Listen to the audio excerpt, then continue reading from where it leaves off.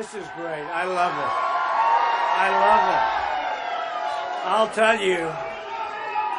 You know, I missed. Thank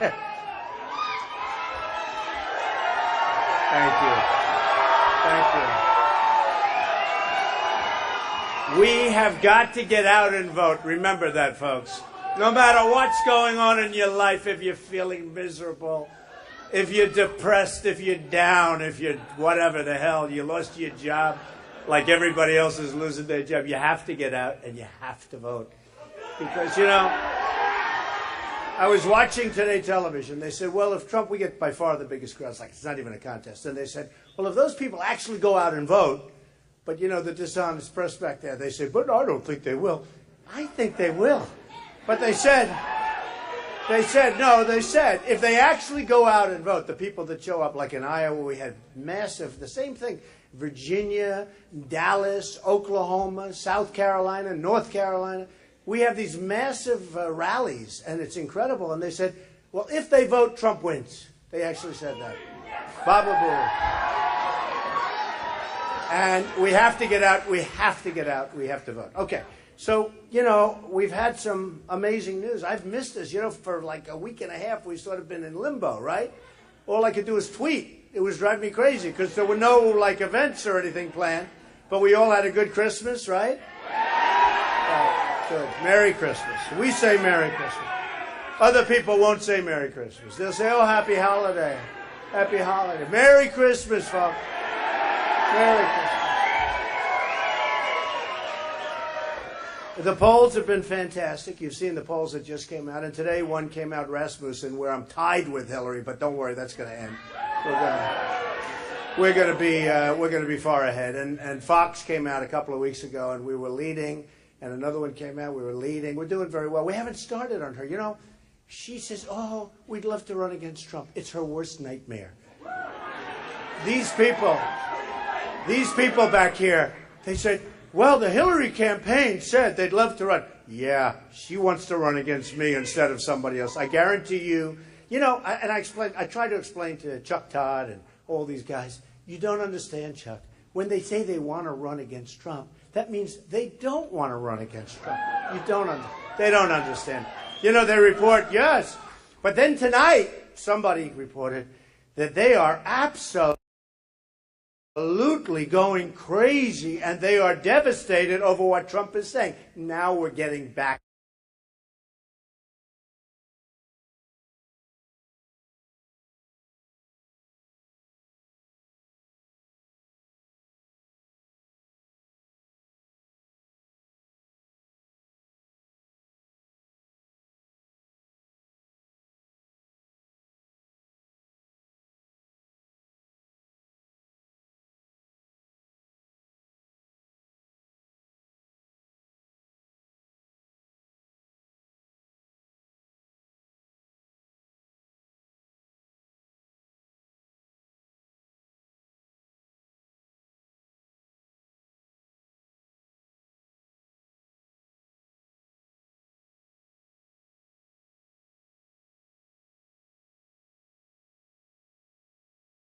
to the basics, okay? Look at what's happened with the Republicans.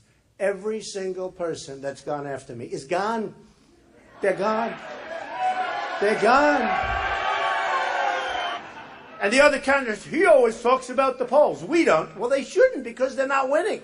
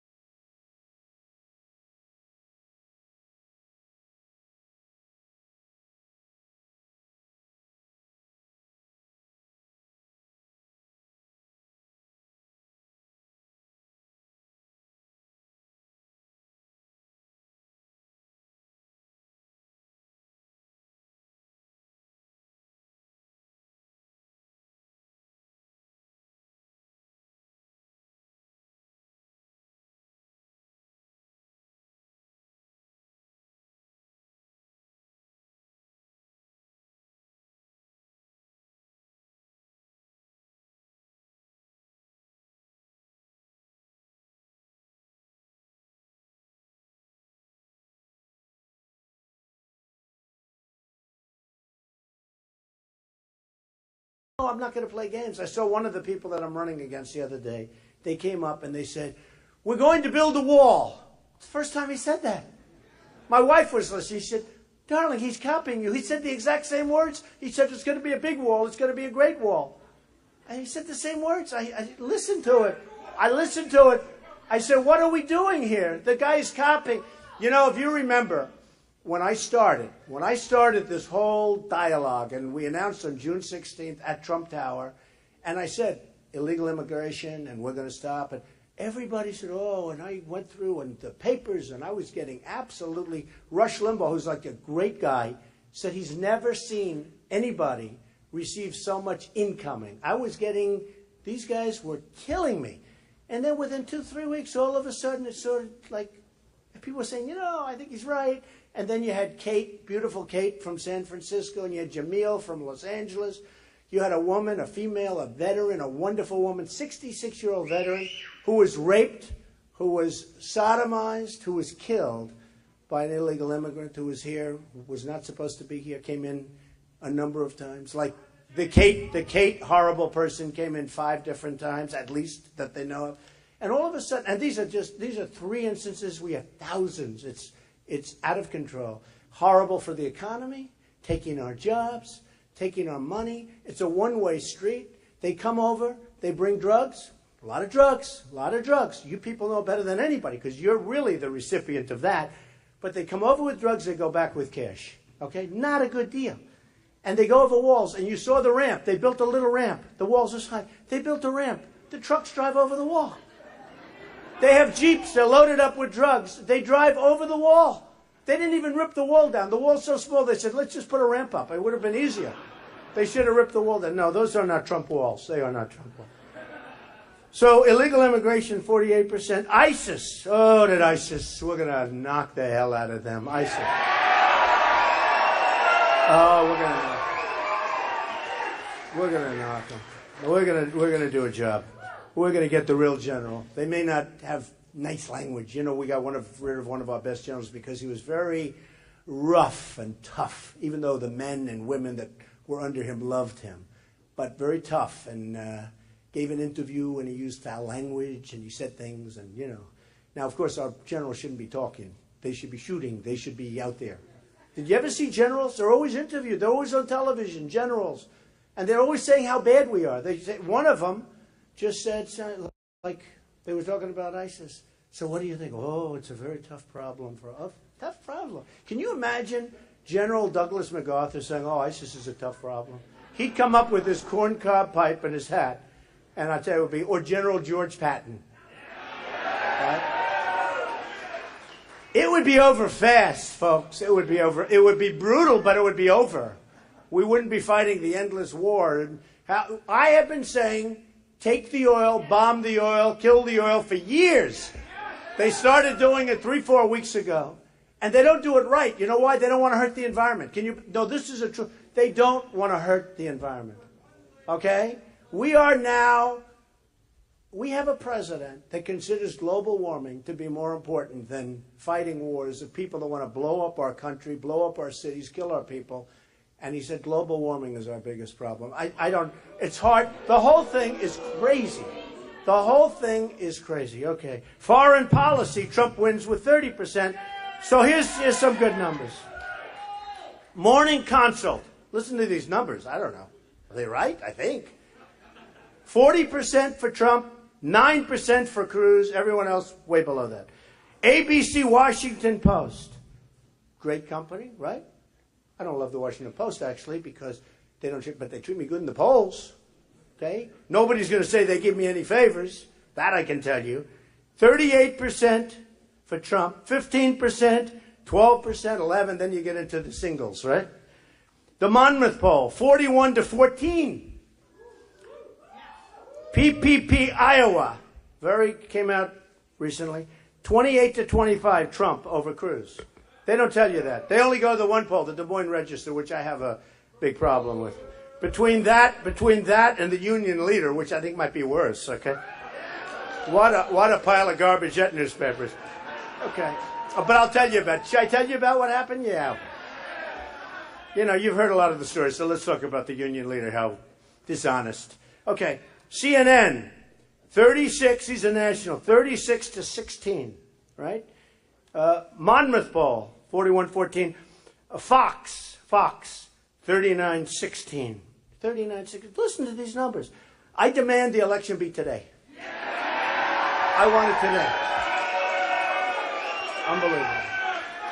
In Iowa, a CNN poll, which was so one-sided that it never gets reported other than by CNN, actually, 33-20. Trump is at 33, Cruz is at 20. That's an Iowa poll. You don't hear about it. They only talked about this crazy Bloomberg, whatever it is, poll. It was, which was frankly fine, but it wasn't. It's one of the few polls where I'm actually behind. It's Iowa, and I think the people in Iowa, I think we're going to win it, and I really do. I think we're going to win it. We have, like New Hampshire, like South Carolina, we have great friends in Iowa, and I think we're going to win it. My people think we're going to win it, but we'll find out. I mean, we're going to find out. If we don't, I know we're going to do well, but I think we're going to win it. PPP, thank you. We're going to win New Hampshire, right?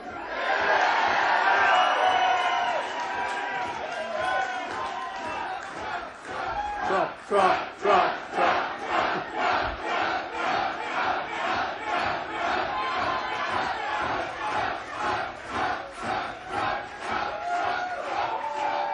It's so great. It's like this everywhere. And sometimes, we're only confined. Like, this is a nice room, but it's a little smaller room. We have thousands of people outside. I'm going to do a second one after this. You believe it?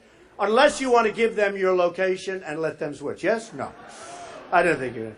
But we have such incredible enthusiasm. You go to these meetings, and even the press, the rallies, and even the press says it's incredible. When we were in Oklahoma, 20,000 people standing in a park. We couldn't get a building to hold it. We just said, let's do it in the park. It was a very windy day, so I put the hat on.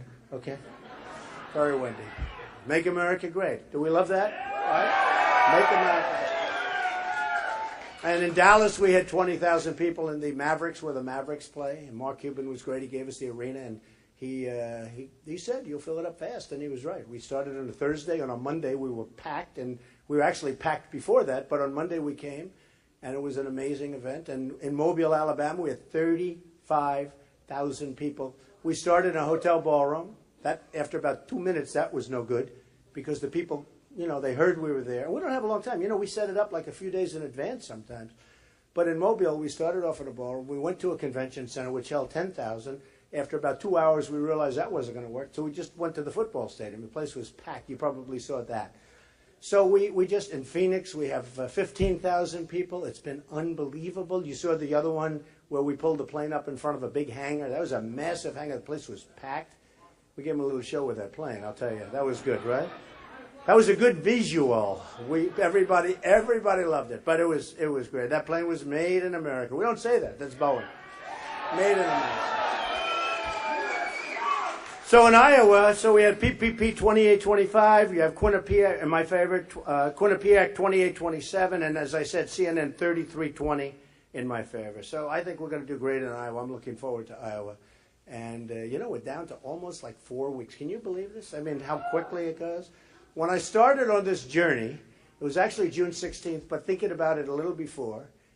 And it takes guts to run for president. It really does. Especially, I'm not a politician. I never did this before. I'm self-funding, by the way. All these guys have taken money.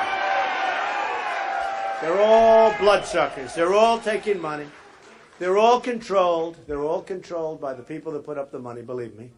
And I used to put up a lot of money. I paid $350,000 to the Republican Governors Association recently, just a little while ago during the year. And it's I understand it, and I'm not blaming anyone. It's a system, and but it's a bad system in terms of making our country great again, in terms of rebuilding what we have to do, the infrastructure, in terms of being smart. Like, for instance, Putin said Trump is brilliant, and Trump, no, Putin. Now, I don't know Putin. We did do 60 Minutes together. Now, we weren't together, but he was on, I was on the same night. We got great ratings, by the way. Even CBS will admit that. We got great ratings. But it was Putin and Trump were on 60 Minutes. But he came out, he said, Trump is brilliant. Trump is leading the pack. Trump is all positive stuff. And my opponent said, isn't that terrible that he said? What's terrible? Let's get along with people. What is terrible? We'll do fine. Believe me, we're going to do fine. but having Russia on our side instead of, these guys want to start, some of them want to start the Third World War. Let's start Third World War. Let's have no-fly zone. No, this is what these guys want to do. Let's start shooting down everybody's airplanes over Syria. I think maybe we have other ideas. But if they want to bomb ISIS, I said, and I've said this right from the beginning, you know it.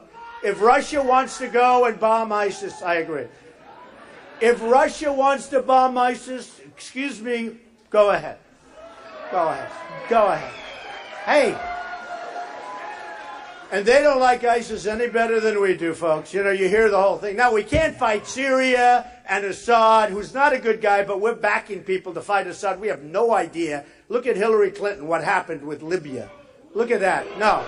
Look at that. Now, look at what she did with his. You take a look at Libya. You look at what Obama's done with Iran. I mean, Iran is they're becoming a force. We gave them $150 billion. We gave them everything they wanted. We didn't win anything. We don't even get our prisoners back. And you look at that deal and you just see gross incompetence, gross stupidity. That's what it is. And now Iran is taking over Iraq. And I said this, it's funny, I never put it together. I put things together really quickly, especially when it involves economics. So I said that Iran made the single greatest deal that I've ever seen made. And I'm not talking about country. I'm just saying our side was incompetently represented. The Persians are great negotiators. And they just beat us at every front. They got everything. How about self-inspecting? How about they're going to self-inspect and they're going to say, no, we're not building nuclear there. You can take our word for it. And then on the other case, we have 24 hours. But before the 24 days starts, what happens? We have to go through a process. And the process could take a long time, right? So it's ridiculous. So we made this horrible deal. And I keep talking about what a horrible deal. Then I said, wait a minute. Because of us, and I was against this from the beginning. I'm the most militaristic person in this room. But I was against, right? No, I mean, look, I am. But you got to know what you're doing. I'd like to build up our military. I'm going to build it up so strong, so powerful, nobody's going to mess with it. Believe me.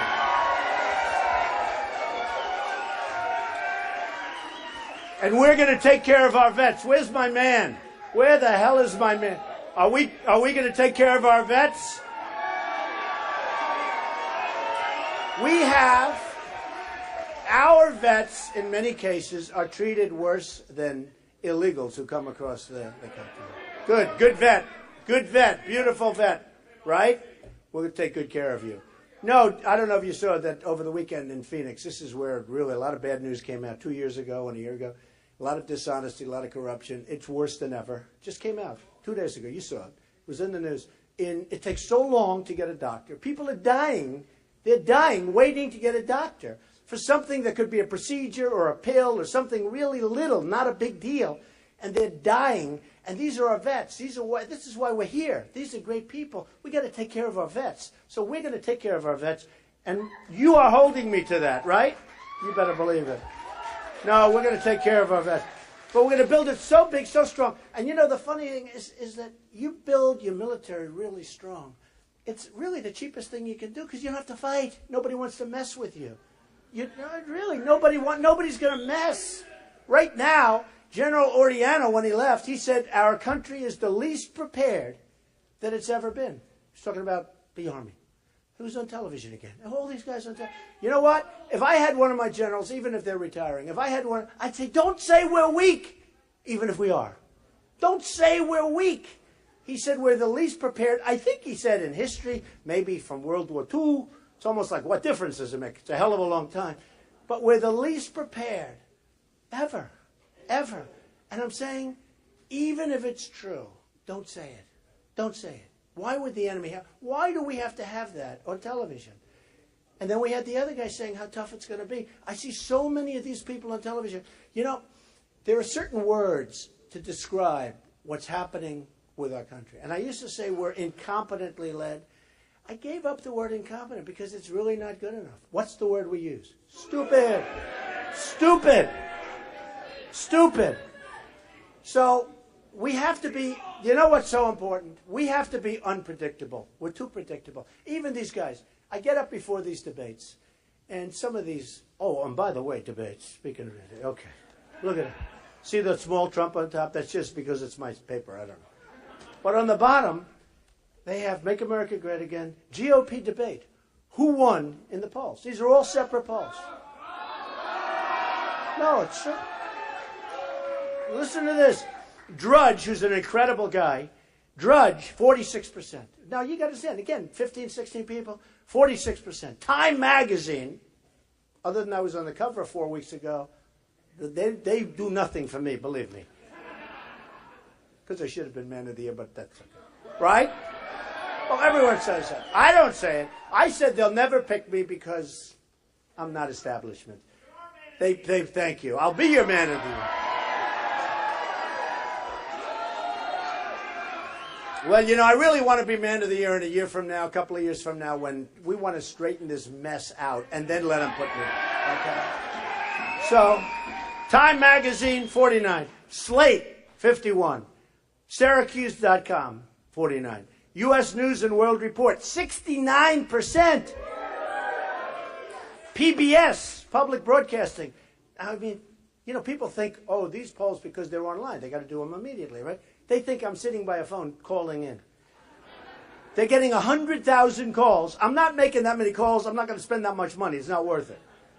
So anyway, PBS, 69% said I won the debate, right?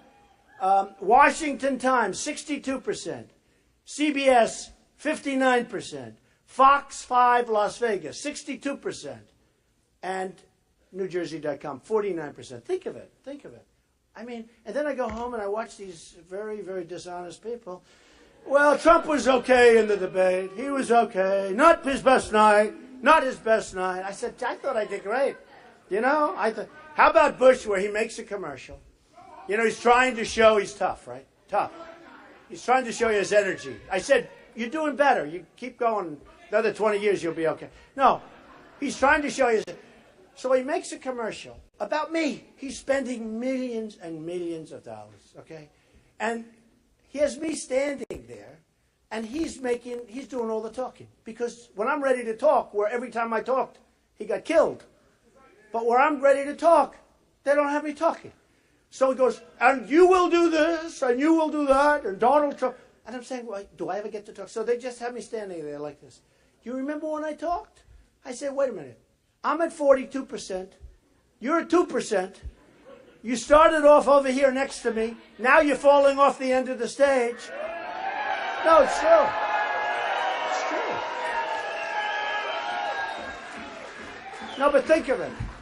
Think of how dishonest. That's actually dishonest advertising. How do you do a commercial where you're talking, but he cuts off your talk? I mean, where everybody said I won the debate. And by the way, you know who last in the debate came out? I think it was Bush. He came in last, or either Bush or Kasich. I'm not sure which one. But one of them came out low. I think it was Bush. He came out with 1%. Who the hell voted for him? Ah, it was his family. His family was. No, but, and I don't think he's a bad person. I really don't. But we can't go by this anymore. We gotta get this done. We need people that really know what the hell they're doing. We need people that are going to take back our jobs from China, from Mexico, from Japan, from Vietnam. We need it. But because I turned on, I'm coming up today and I see the television and this ad is over and over and over again. I keep looking. I don't even watch it myself. I always watch things when I'm on, right? I can't even watch it anymore. I just say, oh, turn it off. It's so boring. But again, he's saying, and I don't get a chance to answer. So what's the purpose of an ad like that? Now, most people saw the debate, right? So you know what my answer is. So I think it has no impact. I don't know. You know, you spend 10 million or 18 million or something on ads. It's going to be very interesting what's happening. Again, get out and vote. Here's another one. So the press, you know how I feel. They're very dishonest people. They're very bad people. Some are fine, but I mean, for the most part, these are really sleazebags. These are bad people. No, they're bad. They're bad. I go to stadiums, we fill up stadiums, and I tell the cameras to turn the cameras, right? They won't turn the cameras. They won't turn them. They don't show how many people. And all the time, I say it. My wife, she said, were there many people there tonight? I said, well, did you watch? Yeah, it was live. I said, they didn't show it again? And I tell them, turn the camera. They won't do it. But if there's a protester, one protester will stand up in a corner of the room or in a corner of a stadium. And that's the only time. I actually like protesters because the only time you see how many people are there is when there's a protester. It's true. No. They focus on my face, which I don't like. I don't like that. I want them to see the crowd. I like the crowd better than my face. I mean, what can I tell you, right? I love you too, darling. Thank you. So I want to tell you, so we had an interesting thing. Because you have a very dishonest newspaper up here. It's also a failing newspaper. It's going down the tubers. I remember when this was a big paper. Look at the size of this thing. If they cut it down anymore, you won't be able to find it. It looks like the things, you know, when you go to the grocery store where they give you a little handout. What do they call them? Coupons. So this guy, his name's Joe McQuaid. No, he's a lowlife, I'm telling you. Here's what happens. I'll tell you what happens. So I thought he's useless. I thought he was fine. I thought he was an aggressive guy. He'd call me. He'd talk to me. He'd want me to come up and make a speech in New Hampshire. I'd do it. He asked me to help James Foley, which I liked very much. I gave him a big contribution to his parents. His parents are great people. He asked me to speak at that event. I spoke at that event. He asked me to do many, many things. He'd go through a whole litany of things. Then he said, would you do me a big favor? Would you come to, I'm going to have a debate. Now, I never debated before, folks. I never did this. You know, I'm a job producer. I built jobs. I built a great company. And if I didn't do a great company, I wouldn't be talking to you. But I'm not a debater. That's why I'm so impressed that I'm winning all these debates. But a lot of it's common sense. I mean, let's face it, right? But I'm a job producer. I'll be the greatest jobs president that God ever created. That I can tell you. But this guy, McQuaid, first he wants ads. I say, oh, ads. And I go and I see he's doing very badly. He tells me the paper's doing terribly, which it is. It's doing very badly. He's going to move out of his space or something because the building is like an empty building. And it's doing, but I don't care about that stuff. And then he calls me up a fairly short time ago, and he said, would you do me a favor? What? Because I have 10 million between Facebook and Twitter. More than 10 million people. I have a big following, to put it mildly. He said, could you do me a favor? Chris Christie is not on the big stage. Could you tweet that he should be? Now think of it. This is a... Now he may try and deny it, but it's awfully tough. I didn't put it there for my health. Go check out. I said, do you really want me to do that? I mean, it sounds a little bit strange for me to be saying, you're supposed to get on there by yourself, right? He said, well, I'd consider it a favor. I tweet. It would be nice to have Chris Christie on the stage. You know, I felt like a little weird. People call me saying, what'd you do that for? I said, Joe McQuaid from the... You know, I figured I'll get some better treatment, right? Then he asked me for different things, and then he asks me, he said, would you play a round of golf with me up in New Hampshire at his course? He's a member of a course. So I said, I can't take that much time, Joe. I'm not like President Obama. The guy's out forever. No, I just can't take that much time. I said, Joe, I can't spend a whole day playing golf. I just can't do it. He said, would you then come and have lunch with me at this club? Nice club. And very nice. I said, oh, all right. So I come up. I made a speech. I was with the group, so it wasn't so bad. I then go over. We have lunch. And I meet. He's, you know, riding me all over the place. He's not riding. He's walking me all over the place saying hello to different people. This is Trump. This is Trump. I'm not bragging. I'm just saying he's having a good time, right? I'm sitting there. I order a hamburger. This is all about a hamburger. I order a hamburger. I think he paid for the meal, too. He said, oh, I saw him on television. He said, well, he looked like he didn't know what hit him. Because I believe in hitting back. Don't you think so? Now, look at this sleazebag. With all of the things I do. So, but here's the big thing. So he's doing a debate, or as he calls it, a forum. And it's like the night before Fox. And the Fox thing, everybody's talking about it all over the world for months. And it's becoming bigger and bigger. It didn't used to be big, and then when I got involved, it became big. Okay, right? I mean, Variety, all the Hollywood things. They said the Trump debate. They call it the Trump. Okay.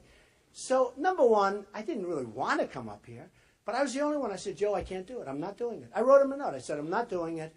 I don't feel good about doing it. I don't know how it pertains. And actually, it was a disaster. Very few people went, and it got very, very, very low ratings. Almost nobody watched. And Bush had a bad night. I'm not knocking him but he had a horrible night. He shouldn't have done the debate.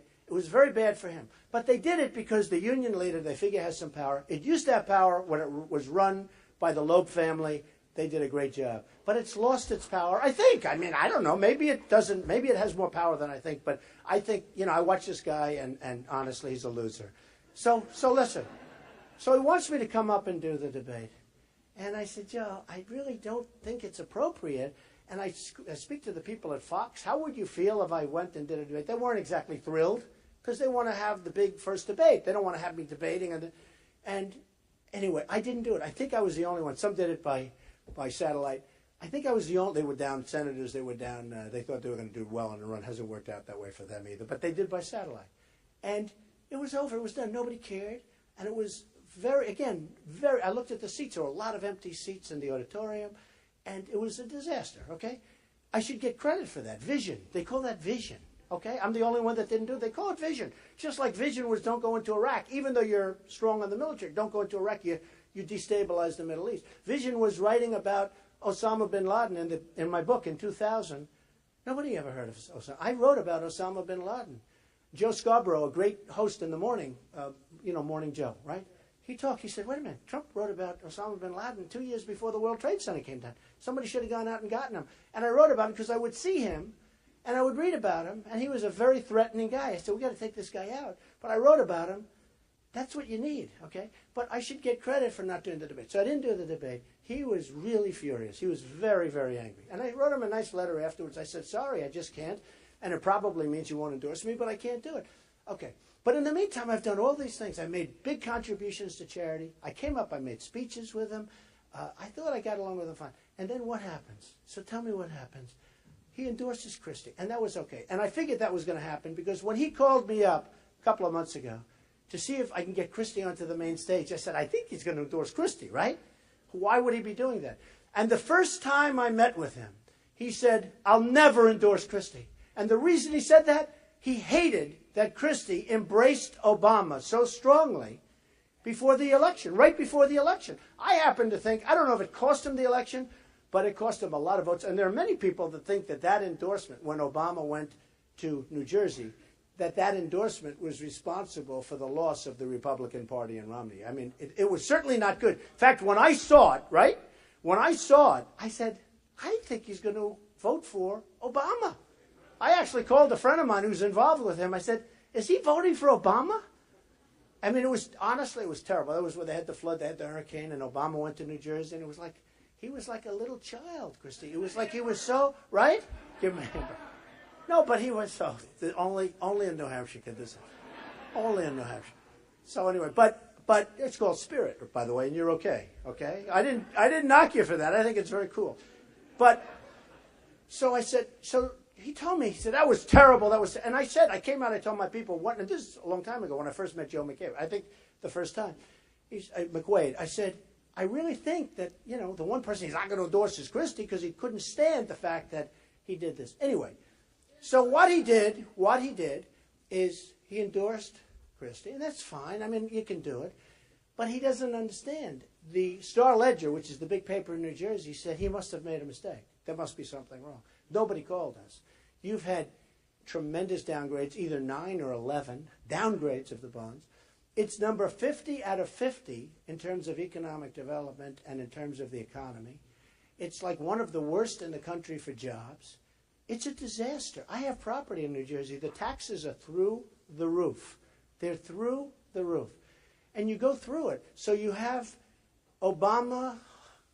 I don't call it a hug. I call it a hug mentally. It was unbelievable. He was like a little boy. Oh, I'm with the president. Remember, he flew in the helicopter, and he was all excited to be in the helicopter.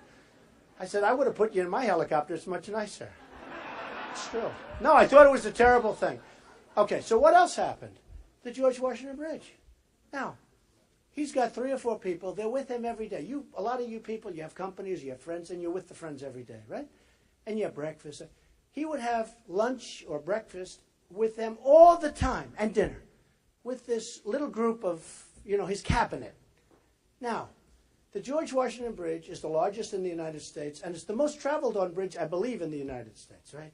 They wanted, as retribution for the mayor of Fort Lee, New Jersey, they wanted to close it. I don't know why, because nobody's going to think about the mayor of Fort Lee. Nobody even knows it's in Fort Lee. They're going to think about the governor of New Jersey is doing a bad job. But they closed the bridge. Now, you just put yourself in a common sense mode. You are with your cabinet. You're with them all the time. They're closing the biggest bridge in the United States, most traveled on bridge, one of them in the world, and most traveled on in the United States. You're doing that, and you're not telling the governor.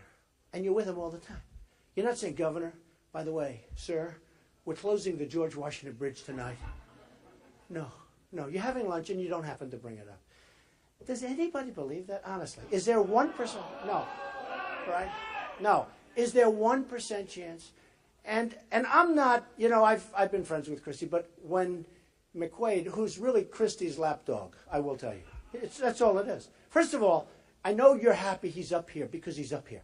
But the people in New Jersey want to throw him out of office. They say, why isn't he running New Jersey? We're a disaster state.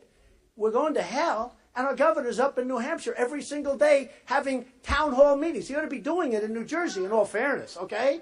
I mean, we love New Hampshire, but he shouldn't be up here all the time. He's supposed to be running the state. So what happens is McQuaid endorses Christie. I thought that was a really strange endorsement because, again, 11 or 9 out of 9 downgrades. The worst, the whole thing. And I think that it's an incredible circumstance. So that was okay, too.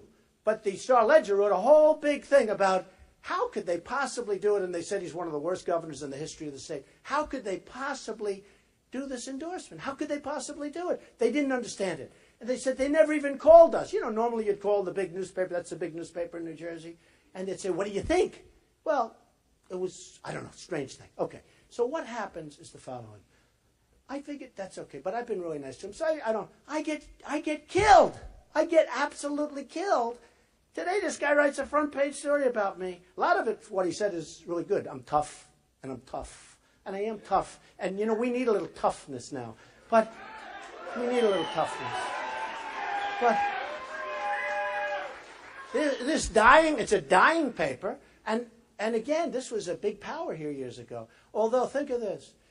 In 36 years, since 1980, okay, think of that. Since 1980, they've picked one president. It was Ronald Reagan. They endorsed one guy who ran and won for president. So they're one out of a 36-year period, right? They've got one, and they're not going to win this time, that I can tell you, okay? I mean, one thing I'll say, they didn't pick the guy who's going to win, because that would have been easy. We're going to win, right? But no, I respect that. No, I respect it. So I did just to finish this story. Hello. Okay, thank you.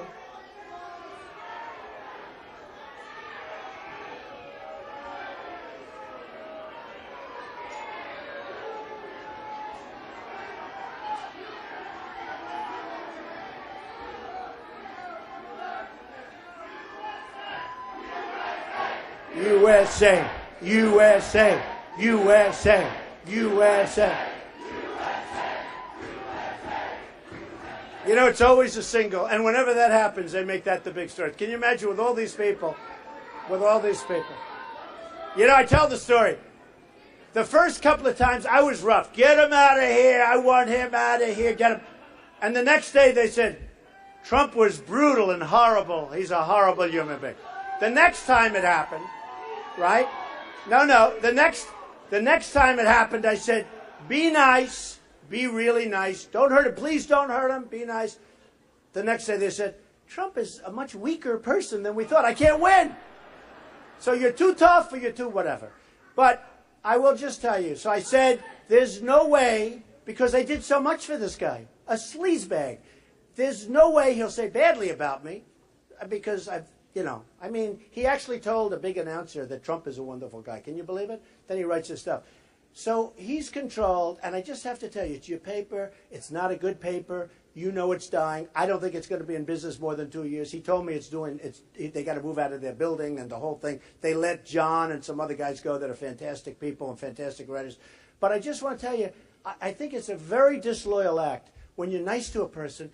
If he endorsed Christie, I don't care. I mean, that's up to him. But you don't go and try and hurt somebody that's been helping you and that really has done a good job, okay? You don't do that. So here, you can have it, darling. That's all it's worth. Piece of garbage. Okay. Okay. So, we are going to make our country strong. We're going to make it great. We're going to make it safe. Now, what has happened, and it's interesting because I had a big boost in the polls. I was at 28. Now I'm at 39 in the CNN, and I'm at 42 in Morning Consult and others. And what happened is Paris. What happened is California, where these radicalized people went wild. And you know what I did? I said, we have to find out what's going on, folks. We have to find out what's going on. There's too much hatred. There's too much anger. There's too much killing. We have to find out what's going on. I mean, we can continue to be nice and stupid and just soft, and, you know, our country's going to go to hell. I mean, we have these people coming in now from Syria where nobody knows anything about them. They're young. They're strong, mostly men. You look at this migration. It looks like an army. I mean, you don't see many women. You don't see many children. You look at the men. They're not as strong as you, by the way. You look stronger. But you look at these men. They're strong, fit. They look physically fit. You actually say, why aren't they back home fighting for their country? You know, what are they doing? So we're bringing them in. And then you saw they have cell phones, some of them. Many of them have cell phones, and they have the ISIS flag on it. Okay? They have, I don't know if you saw that one.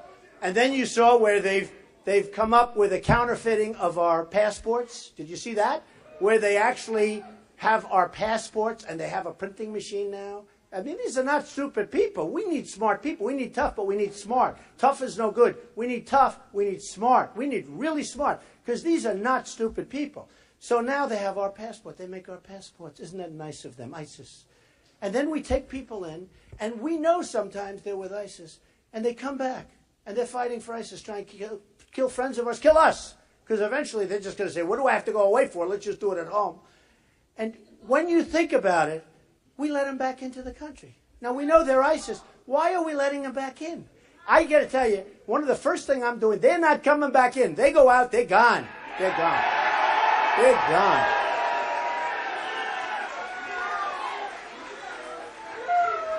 No, it's terrible.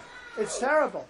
So when I started off, my campaign was very much about economic development, and we're going to stop with China, who is just absolutely ripping us, I have to say that, just ripping. Like, we have a trade imbalance. We have a deficit with China of almost $500 billion a year, a deficit. In other words, $500 billion, and then I hear people say free trade. I'm a free trader. But I hear people say, oh, no, but you want free. Yeah, I want free trade, but I want it to be like smart trade. Like, let's break even.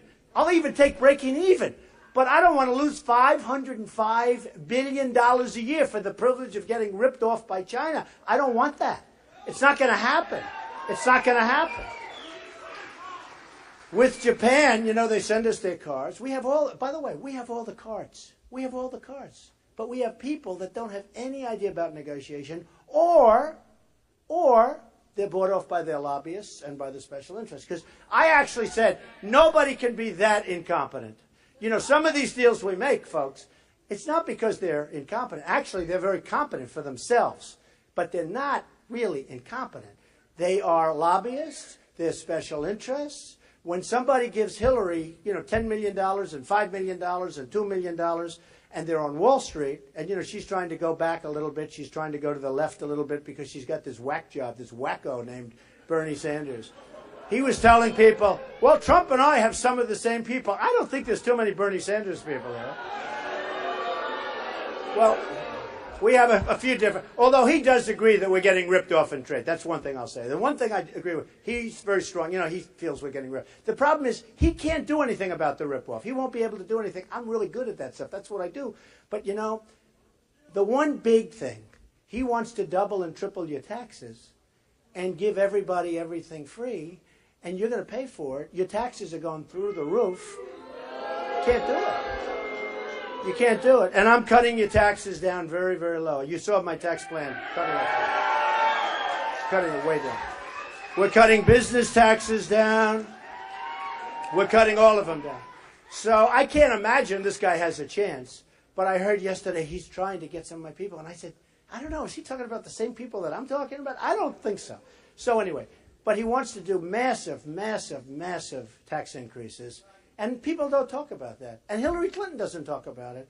And the reason I'm talking about it, I think, and I'm saying this, and I really mean it. She does not mean it when she talks about Trump. It was so funny today where they said, actually, I think, maybe she's not wanting Trump so badly. But I will tell you, and I'm telling you this very strongly. First of all, she has committed a criminal act. Okay. A criminal act. What she did with the emails is criminal, according to every single person that I've met that knows this stuff. And not just in one, and Benghazi also, although Benghazi was different. Benghazi, she was too lazy to answer phone calls. Remember her commercial about the phone ringing at night? Guess what? She didn't answer it. She didn't answer it. Did you see where the ambassador sent 700 or 500 calls in, emails, everything? And yet she spoke to a friend many times. But they saw they were in trouble. And many, many emails were coming, and she never even responded. And remember that commercial. It was a pretty famous commercial. Who do you trust at night? Obviously, they didn't trust her because Obama, her. Can I say the word? Obama. I won't. By the way, that word, that's a common word in New York, and it means to be beaten badly. I won't give the press any more fun with it. And by the way, also, NPR, okay, National Public Radio, one of the most revered MCs, political people, one of the most revered, used it, and he used the exact same word, even the ED at the end. For him, it was okay. For Trump, it's horrible. But what it means is to be beaten badly. I mean, that's what it means. I guess it has other meanings, but it means, and what I meant, is to be beaten badly. I won't use it again today. We don't want to make that the story. We want to make other things the story. But, if you look at what's going on and you see what's happening, we have all of the power economically. We have tremendous power because China, remember this, it's one of the greatest thefts in the history of the world, what China has done to our country. One of the greatest thefts. If you look at what Mexico's doing to our country, it's a mini version of what China does. I mean, and you people know better because you know all the jobs that went down to Mexico. You know practically better than anybody because they came right out of New Hampshire. They came out of New England. And you have suffered because of crazy policies. And it doesn't help us. So with Mexico, we have the wall, we have the border, we're going to do everything right. They're going to respect us more by doing it. They are going to respect us more by doing what we're going to do. I tell the story with Ford. Does everybody know the Ford story? The Ford story. And just simple, they're going to build, he just say it again. I mean, it's such a great story because it's so simple.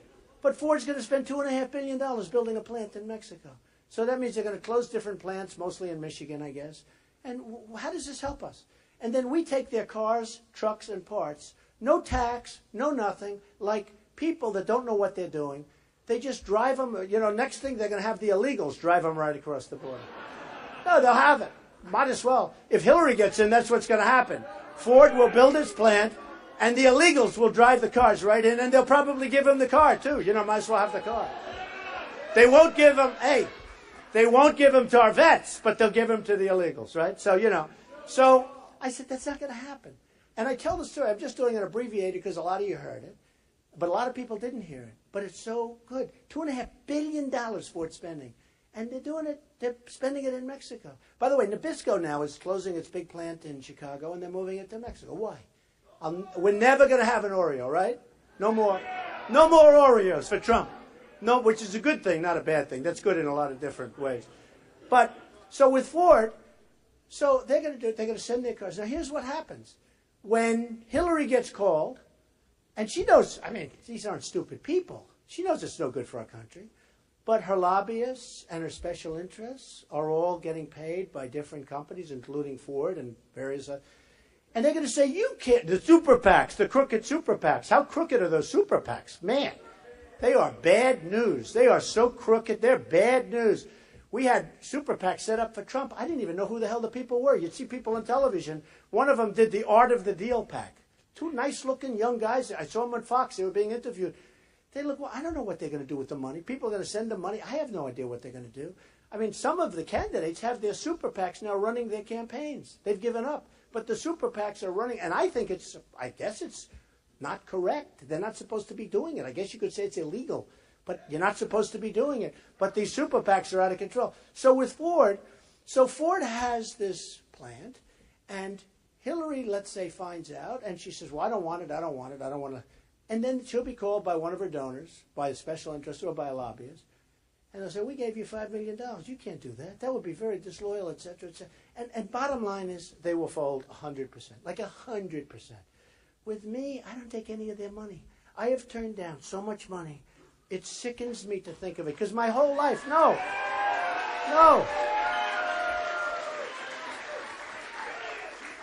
My whole life has been taking money. That's what I do. We're business people. We take money. Take.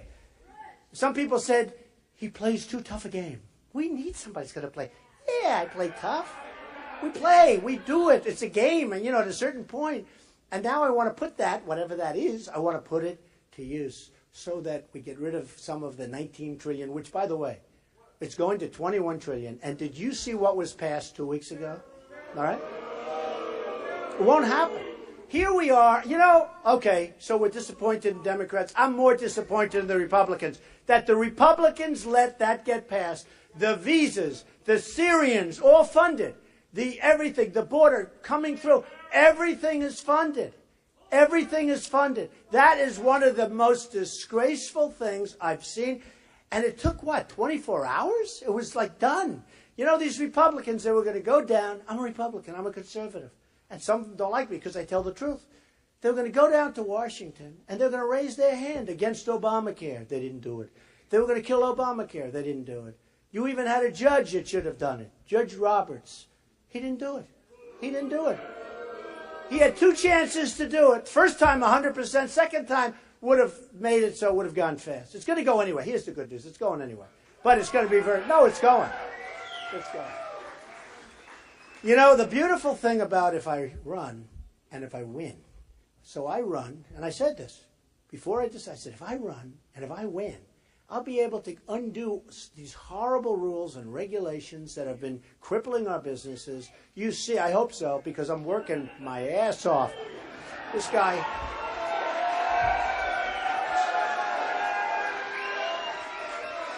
this beautiful young guy, he's not going to be voting for another 10 years, but I'll tell you what. I appreciate it. He's shouting, make America great again. I appreciate it. No, but I am working. I'm working really hard. And frankly, I'm doing it because I've always had a talent at getting things good. And I've had a talent at money. And we need it. We have to have a talent. And I made the statement about a month ago. And I said, we want to make our country rich again. And then we're going to make it great again. And a woman came up and she said, Mr. Trump, that sounds very crude to say. I said, do me a favor. It's not crude. We got to make it rich. We're a debtor nation right now. We're a third world nation. If you look at our school system, we're in 28th position. We spend the most per student by far. Second is so far behind us. And we're number 28 in the world in schools, okay? And by the way, Common Core, gone. Common Core is gone. Second Amendment, yes, we're keeping Second Amendment. Second Amendment. Obama's looking to do, in my opinion, an executive order on the Second Amendment. I think he's looking because he can't get the support. And I think that's going to be a problem. That could be a tough one for him. I think he's going to try and do some kind of an executive order on the Second Amendment just based on what I'm feeling and what I'm seeing. And I'll tell you what. That's going to be a rough one because there's nobody more impassioned than the people that believe strongly in the Second Amendment. Tell you about the Second Amendment. If in California or in Paris, frankly, I mean, we're not talking Second Amendment in Paris, but when these animals came in and they started shooting in the various places in Paris, if we had a couple of people like you and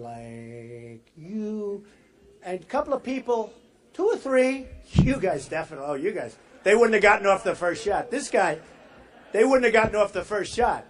But you know what? Paris and France have the toughest gun laws in the world, they say. Nobody has guns except the bad guys, okay? So they walked in with AK-47s. They walk in with all this stuff, and, they have it. They bring it in. It's not so hard to get it in if you don't mind breaking the law.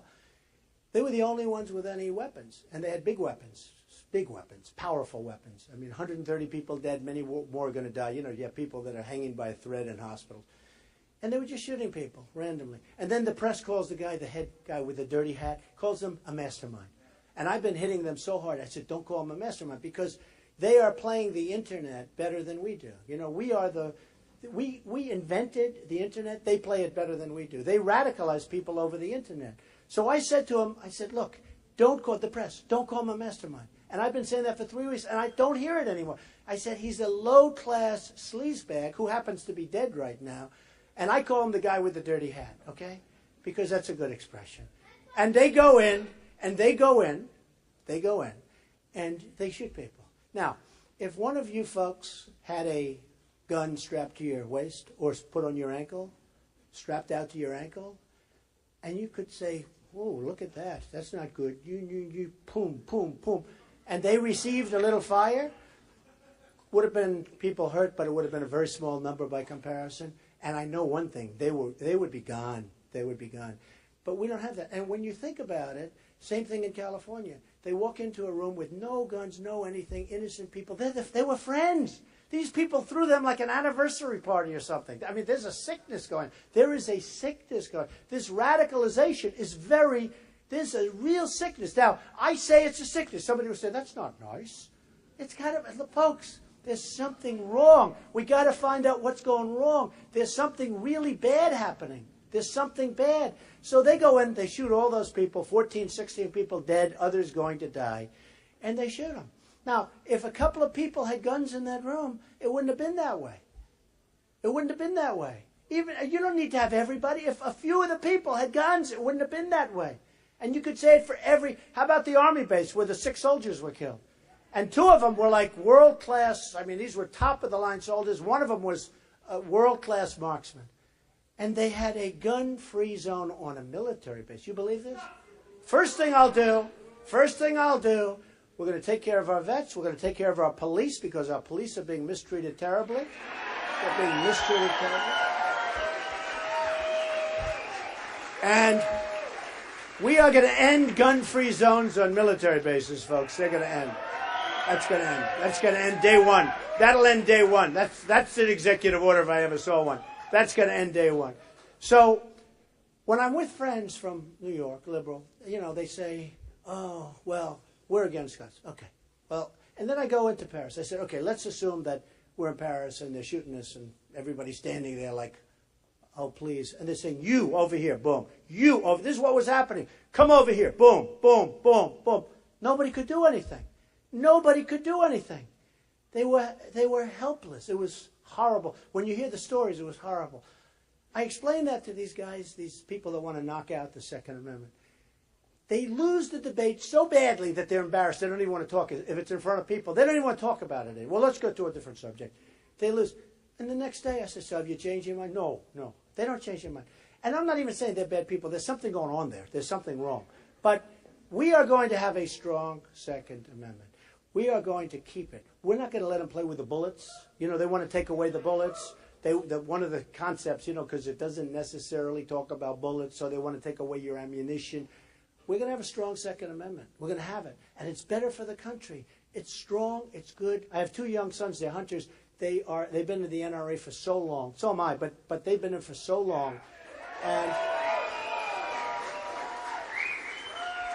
Hillary wants to take away your guns. That is such a bad thing. She wants to take away your guns, folks. And I'll tell you what, they say the Republicans have a structural problem, and we do. It's harder for a Republican to win. We have certain structural problems. But I'll tell you what, when you talk about the guns, when you talk about the Common Core, when you talk about different things that we have some big advantages over them. We really have some big, big advantages. But the guns are going to be safe. Another thing that's going to be safe is this great state. So I want to tell you, and as I said, it's going to be, and I'm telling you, it's going to be, and you know what's going on, and it's going in lots of circles where they want to, and I don't know why, but they want to do something bad to New Hampshire. It's not going to happen if I win. That I can tell you. I give you my word. It's never going to happen. It's never going to happen. So I just want to finish by saying that we're going to be strong, we're going to be smart, but we have to be unpredictable. So I'll go to these debates, and I'll have some of these people. Some are excellent, and some are real sleaze. You know the ones I'm talking about. Real sleaze. Mr. Trump, what do you think of this and that and that and that? I said, that's not like a question. That's a statement. We know who they are. But you know what? I say to them, and I say it strongly, I say, we have to be unpredictable. They're saying, what would you do with ISIS? I hated to say that I was going to bomb the hell out of the oil. But I had to say it eventually. That's one problem. I had to say it. And now people are saying, I've been saying it for years, but I don't want to say everything. I want to be unpredictable. I want to be General Patton. I want to be General Douglas MacArthur. We want to go in. We don't want them to know what the hell we're doing. We have to go in, and a lot of people love it when I say that. You know, it's the kind of thing. It's the kind of thing. And then the MCs are going to announce. They're going to say, "Well, he didn't know that." I do know. I know so much. Remember, Osama bin Laden in my book. Remember, bomb the oil. For years I've been saying it. But I said bomb it and keep it. Okay? There's a difference. Because I wanted to give a lot of the money to the vets and the families of the vets that were killed. And to the wounded warriors. I mean, these are the greatest people. The way they go through life and a big smile in their face. I wanted to give plenty. And we'd have so much left. We'd have so much, okay? We'd have so much. But I wanted to keep it. But look, we're going to do something. I'm so happy I did this. I really was torn. I said to my wife on June, thank you, I appreciate it. But I said to my wife, I said, boy, and in Trump Tower, I went down the famous escalator where she was elegant and I was waving. And it's a pretty famous scene now. And we went in, and right from day one, we hit it on the head. And we took a lot of heat and a lot of abuse, and everyone's now coming back. Same thing with the Muslim situation. I took a lot of heat, 2-3 days of heat. Then people saying, maybe he's right. Now they're all talking about it. Somebody had to bring it up. And I'll tell you what, if I didn't bring it up, it would have never been brought up, okay? And we have Muslims, they're wonderful. We have wonderful people. But there's something going on there. They have to turn in, like, for instance, these people in California. People knew he had bombs all over the floor. People knew it. Why didn't they turn them in? You got to turn them in. Because it's their culture. They're around each other. They see each other. They know what's going on. You got to turn them in. You can't have people dying. You can't let this happen. So I brought that up. When I brought in about illegal immigration, you wouldn't even have that as a topic if I didn't bring it in. Nobody was even talking about it. And it turns out to be a very big topic. So I just finished by saying this. It's so important that on February 8th, 9th, what you should do on February 8th, stand there. Because you know what? You're going to have tremendous numbers at those polls. But it's so important that you get there early, and on February 9th, you get in and vote. It's so important. Because, otherwise it's just all a big waste of time. I got a call from one of the most prominent reporters, and very highly respected, and he said to me, who I don't know, but he's one of the most prominent, one of the most respected in the world, actually. And I took his call, and he said, how does it feel? I said, how does what feel? He said, what you've done, nobody else has ever done in the history of politics in this country.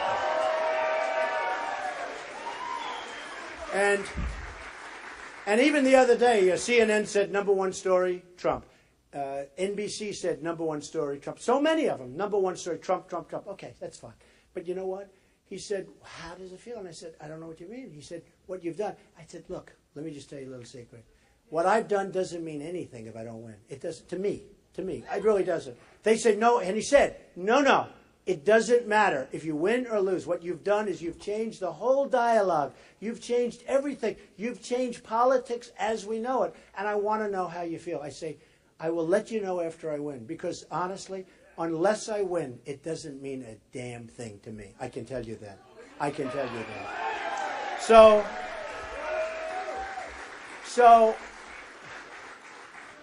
on the 9th, it's like when I talk to the folks in Iowa, I think you're going to have a tremendous success in Iowa.